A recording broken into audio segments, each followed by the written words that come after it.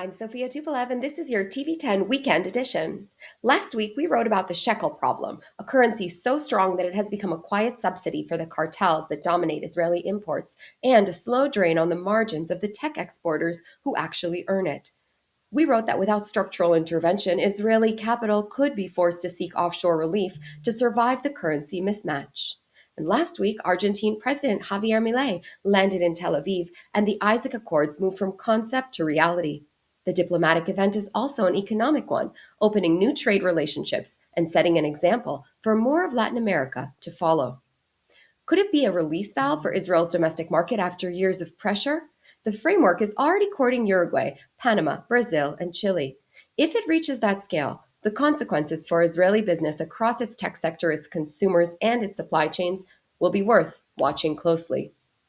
For decades, Israel's natural export market was Europe, close, wealthy, and commercially accessible. But the European regulatory apparatus has become hostile to Israeli enterprise, not always explicitly, but consistently. Frameworks like the Corporate Sustainability Due Diligence Directive and the EU AI Act function in practice as barriers for Israeli firms operating in dual use technology, cyber, and defense.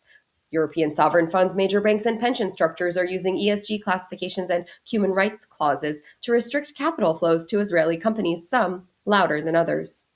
While the Mediterranean shipping route is short, the compliance route is longer than ever. For Israeli exporters, the real cost of doing business is the legal, political, and reputational friction the European institutions have built into many transactions. Meanwhile, the Milei administration and the broader Latin American pro market bloc could offer Israel frictionless access and alignment that can translate into a friendlier market. The contrast is stark. A European defense ministry might spend years evaluating the political implications of procuring an Israeli autonomous system. An Argentine or Uruguayan government, however, facing real security threats and cartel violence at its borders, may not take as long. The Milei administration has decided its job is to enable commerce rather than police it. The Milei administration has also made deregulation a policy export, and Israeli firms, particularly in the AI, fintech, and defense sectors, are the natural beneficiaries. LATAM jurisdictions could become sandboxes for Israeli IP to scale without the threat of GDPR-style penalties or politically motivated procurement freezes. Capital moves towards the path of least resistance. Right now, that path looks like it's turning south. South America is offering the operational velocity and possibly yield that Europe has legislated out of existence. And against the backdrop of that stronger dollar, we can also take a look at what those Isaac Accords mean for labor, particularly in tech. Israel's tech sector earns in dollars and it pays salaries, rent, and operations in shekels, as we wrote about last week. When the dollar trades below 3 shekels, that gap becomes a structural problem. The stronger the shekel gets, the more it costs Israeli companies to run domestically, and the harder it becomes to compete on price internationally. Economists have a name for this dynamic when it hollows out a broader economy, Dutch disease. But the point is that it's happening here, and it's not going to go away on its own.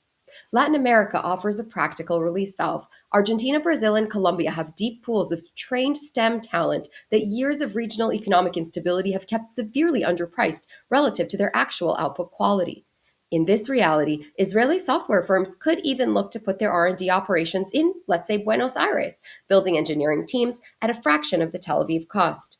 The Isaac Accords enable that. And Argentina is the entry point. What's behind it is a continent sized opportunity across 3 areas where Israeli companies are already world class.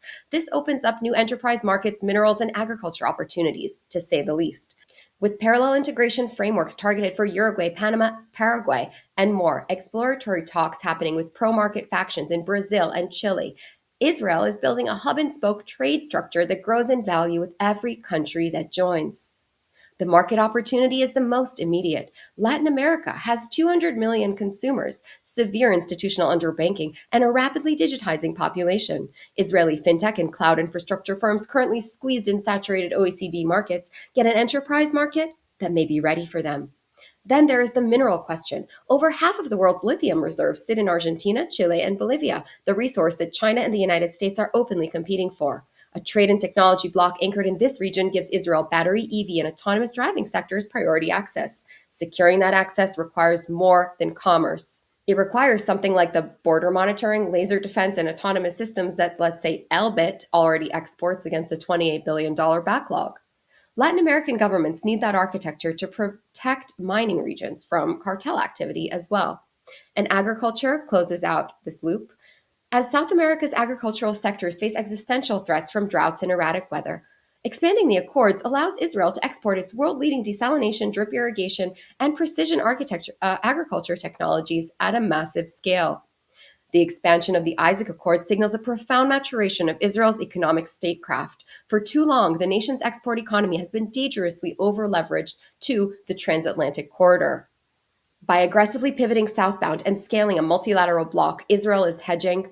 Technological supremacy sets us up to acquire cheap offshore labor, secure critical 21st century minerals, and actively address domestic regulatory capture. If fully realized, a pan Latin American alliance secures Israel's transition from a geographically constrained tech exporter into a highly diversified, hemispherically integrated economic powerhouse.